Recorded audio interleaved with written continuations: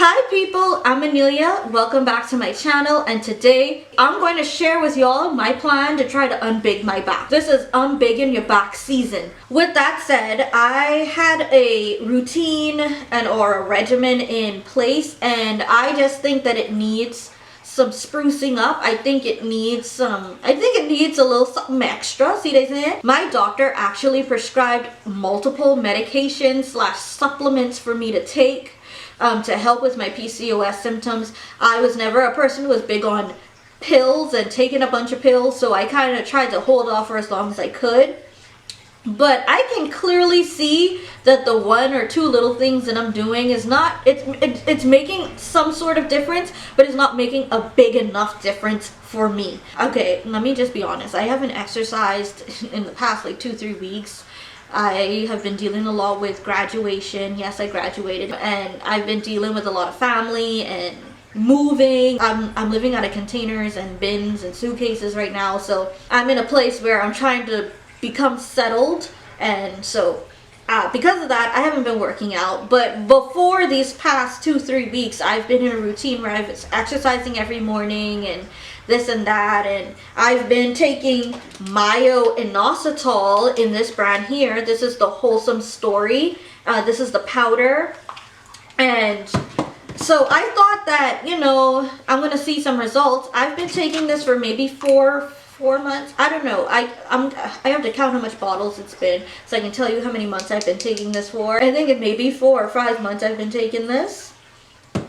And it is really good. Don't get me wrong. This Myo and Inositol powder is super good. It's amazing. It helps me to stay in a good mood, or it helps me to stay calm. That doesn't mean that I don't feel any emotions and I don't have times when I'm feeling depressed or if I'm feeling down, or you know, but for the most part it does help in improving my mood. So don't get me wrong, it is working. It's just this alone can't cure all my problems. So for that reason, I decided to do some research and then also buy a few vitamins and supplements based on that research, and to also buy one of the other supplements that my doctor actually prescribed to me. Like I said, first on the list is Myo-inositol. I'm going to continue to take this. This is amazing. This helped me to see my period again after not seeing my period for about a good 7 months. I think I didn't see my period from January of 2022 until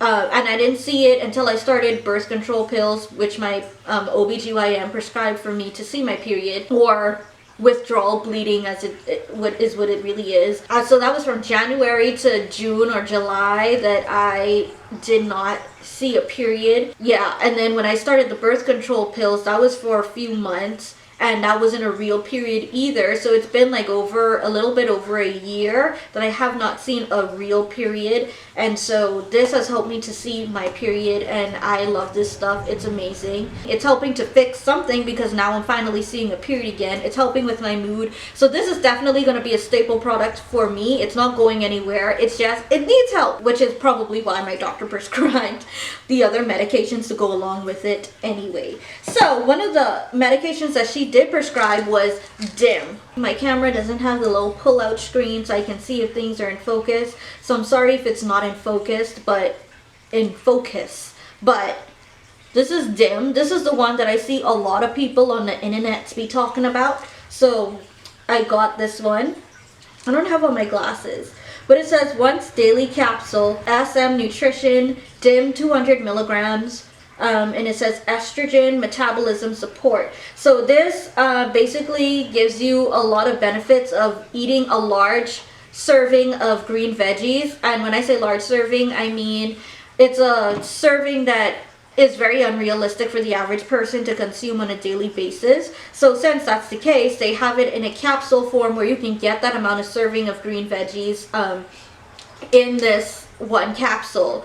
And basically, like it says, estrogen metabolism support. So this is supposed to help with hair loss, which I am suffering from with PCOS. I do bleach and dye my hair a lot, or at least I did last year, and I want to say that that has contributed to it, but I'm literally only losing hair and my hair is only thinning in the middle. The rest of my hair is perfectly fine. The middle of my hair is like dropping out in chunks. Like, whew.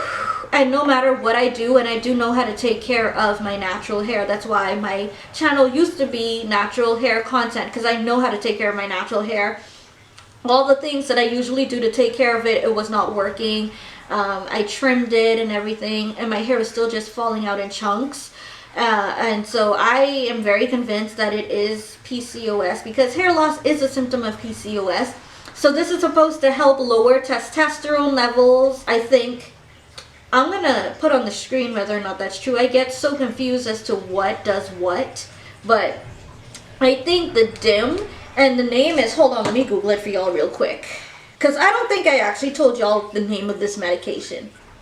So DIM stands for thing. Okay, so that's what this is, DIM.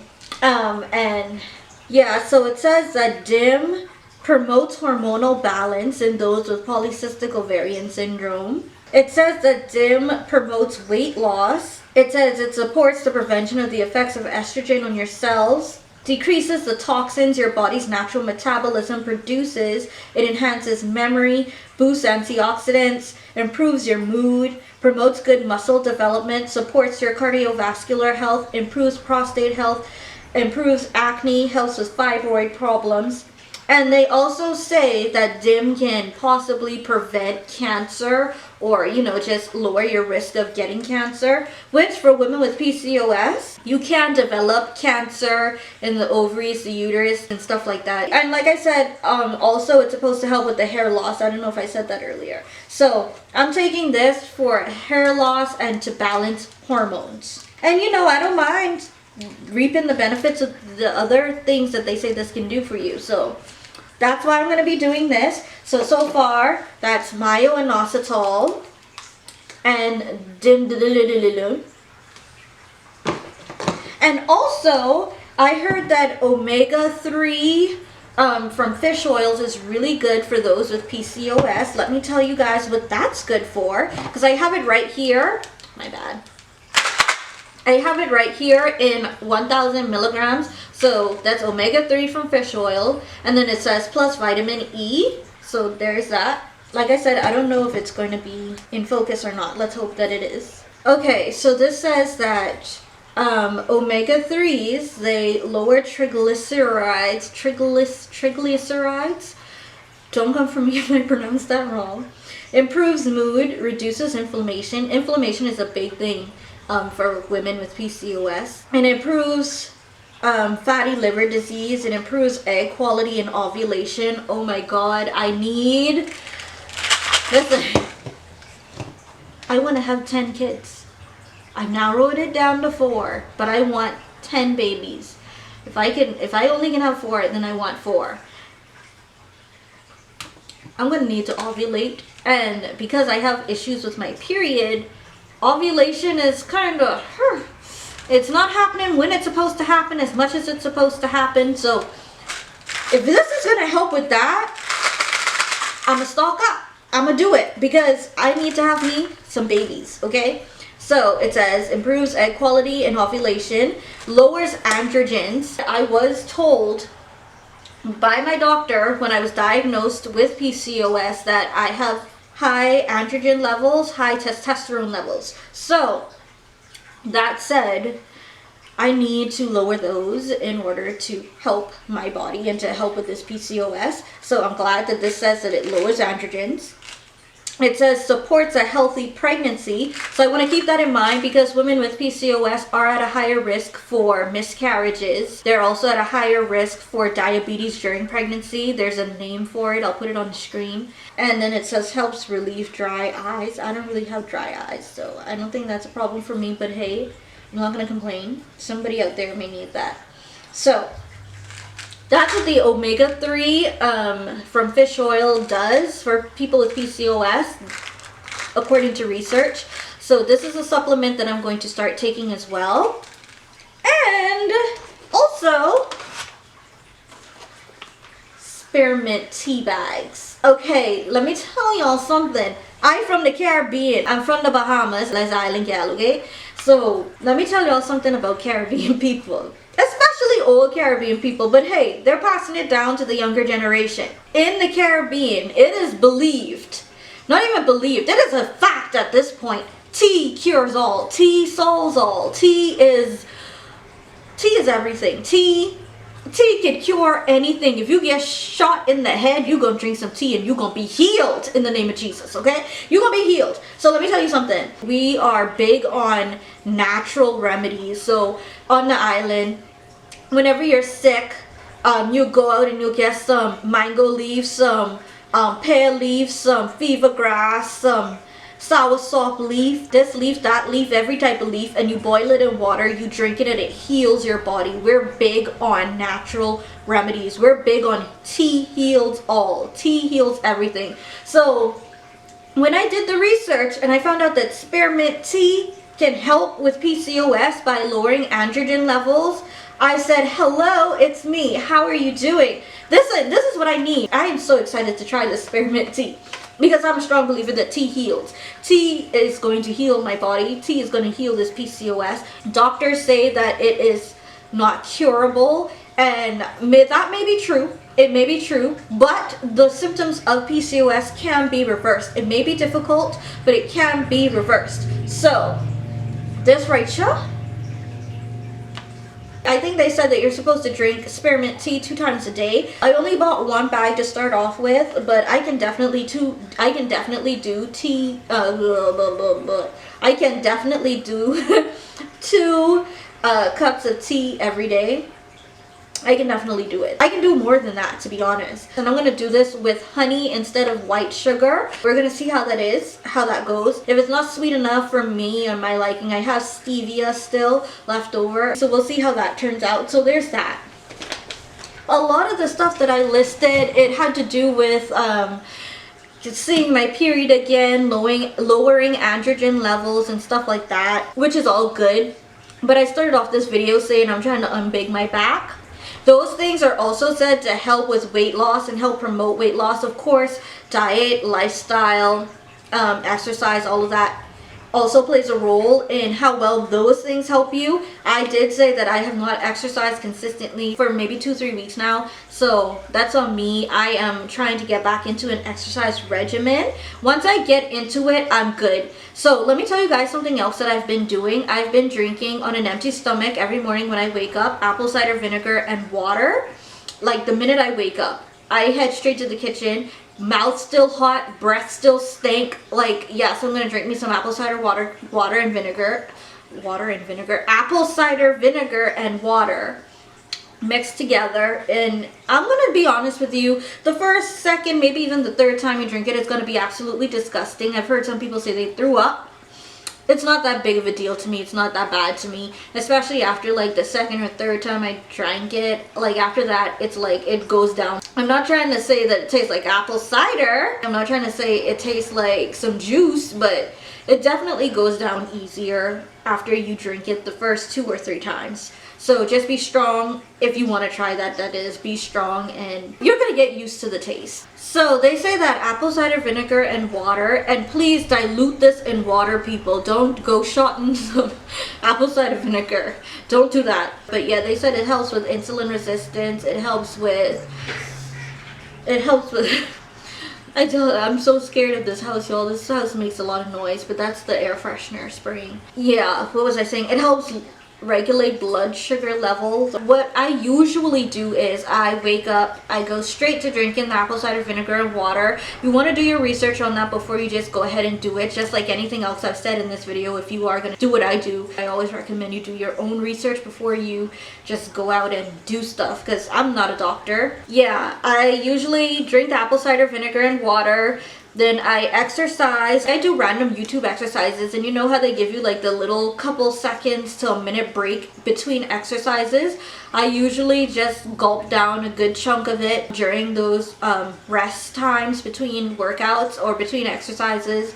And then by the end of my exercise, I'm done with the entire bottle. So that's how that works. Usually after that, then I fast until 5 p.m. So I will eat between the hours of 5 p.m. and 7 p.m. Sometimes that's just one meal. Sometimes it's multiple stuff like that I'll eat within that time period, but I'd only eat within that time period. When it comes to my PCOS routine and trying to unbig my back, I asked in the group chat, or well, I actually went into the group chat complaining to my friends because I was feeling very down and very defeated. I was feeling like no matter what I was doing, the weight wasn't going anywhere. So I went into the group chat, and two of my friends, they are nurses, and they were like, okay, maybe you need to switch things up a bit. So one of them said fasting until 5 is not a good idea. They said 5 is way too late to be having my first meal of the day,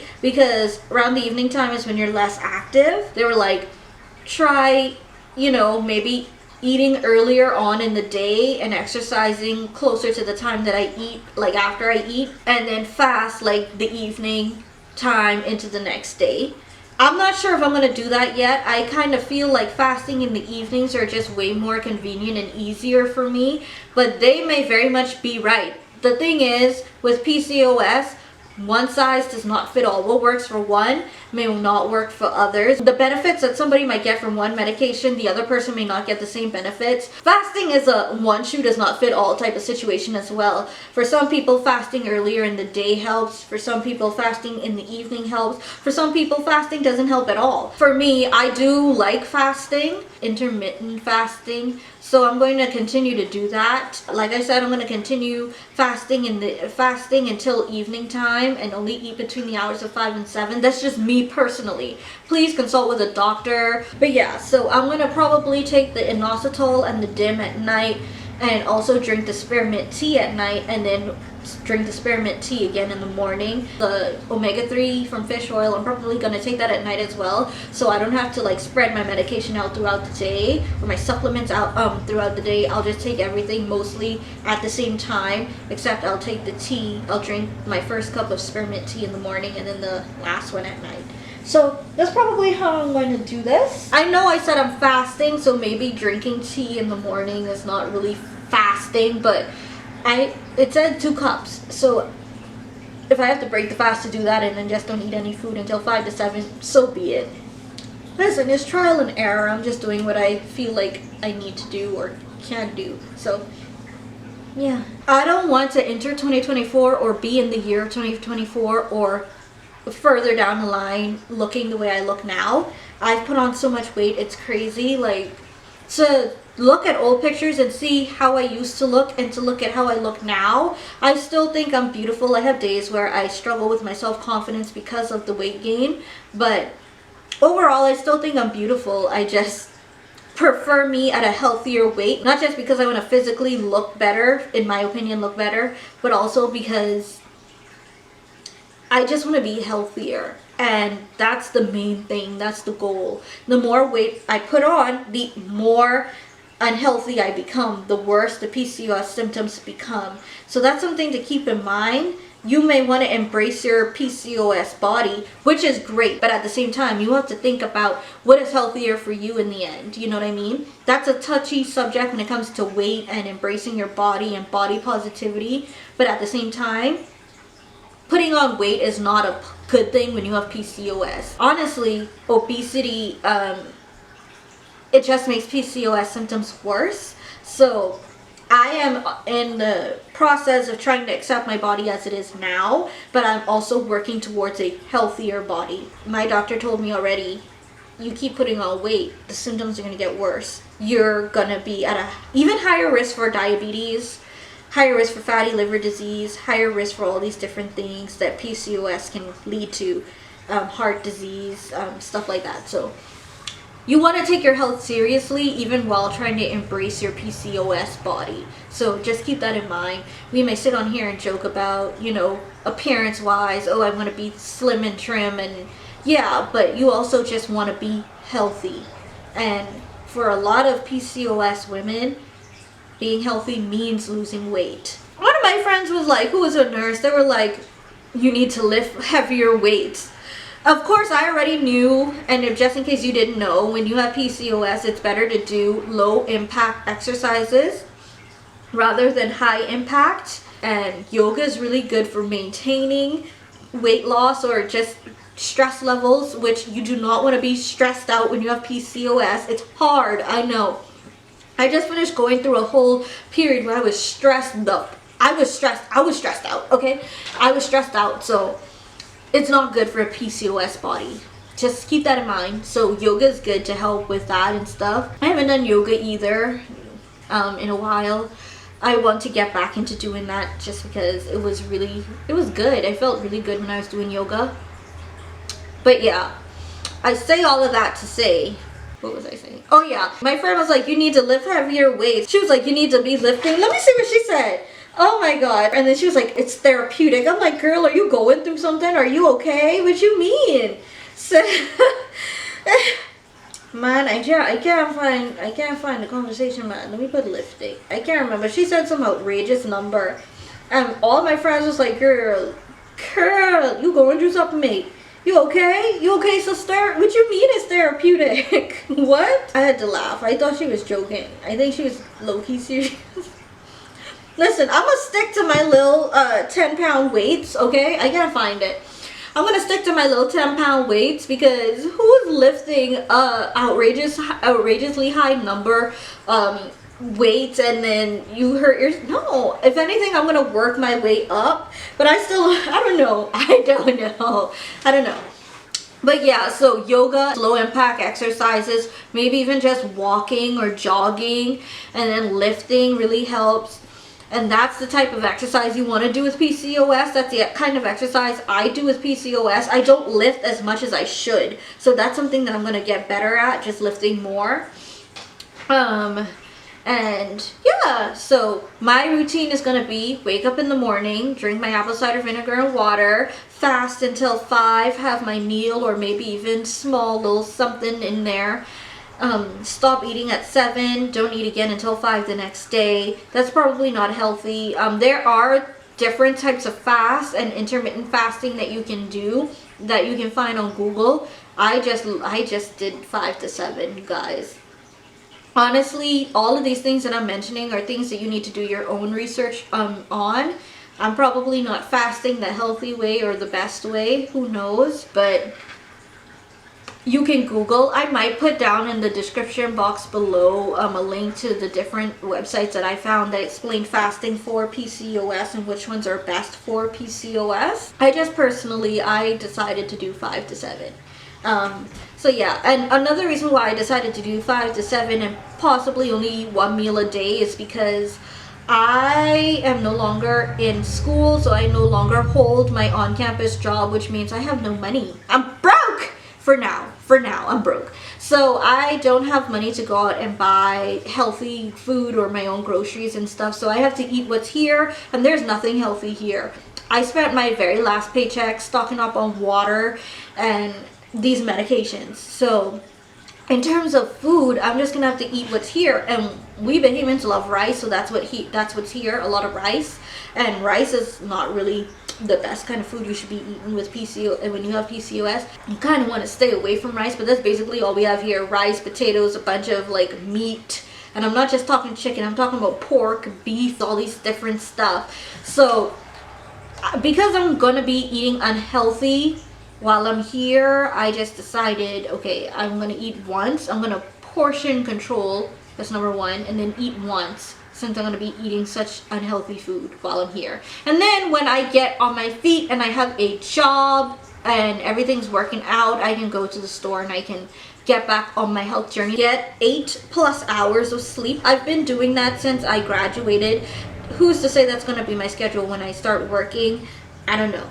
But as of right now, I get a good amount of sleep a day. I'm still super tired, y'all. Let me tell y'all something. This PCOS is also getting a little more out of control, because I've always been somebody who suffered from fatigue, and I didn't know it was linked to PCOS until I was diagnosed with it. So I've just been feeling, even, making up my rest for all those weeks that I've been working hard, but also just, even after I made up all that rest, I still wake up tired and nap and low energy throughout the day. So that's something that I want to get in order. I've also been experiencing a lot more migraines, Whether I eat foods that trigger them or not, like the migraines just come and they're more frequent than they used to be. And with my migraines, I like throw up. I feel like everybody who has migraines, they throw up a lot. Migraines are also linked to PCOS. They've become more frequent. So I spend a lot of days like in a dark room, my head pounding, eyes pulling, having to throw up and feel nauseous and just sick to my stomach. There's been a lot of that happening.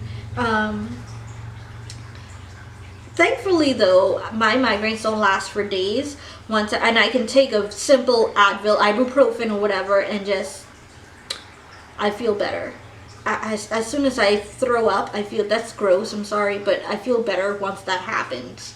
So at least I'm not one of those people who, even after taking the migraine pill, it's like you got to take it every few hours and you got to sit through it for a few days. No, I'm one of those people. I have it for a day, especially if I take a pill, and I'm good. So thankful for that at least. Yeah, and I drink a lot of water, but that's basically what's happening now. My pelvic pains are more frequent, definitely more frequent and painful. And I do think that the Myo-inositol is helping me to ovulate, but I'm ovulating at random times still. I think I wasn't ovulating at all before, so now at least I'm ovulating. I'm just probably not ovulating when I'm supposed to, and so still need to fix that. But hopefully all these other medications that I just included and all these other things that I plan to include in my regimen helps. So I'm gonna go over this again. Wake up in the morning, drink apple cider vinegar and water, work out, or maybe I'm thinking of working out during that 5 to 7 period after I eat. So I'm not sure what I'm gonna do there yet. I'm probably gonna move my exercise time like they recommended, or maybe exercise twice a day, who knows. All right, y'all, thank you for watching. Don't forget to like, comment, share, and subscribe. Bye, y'all.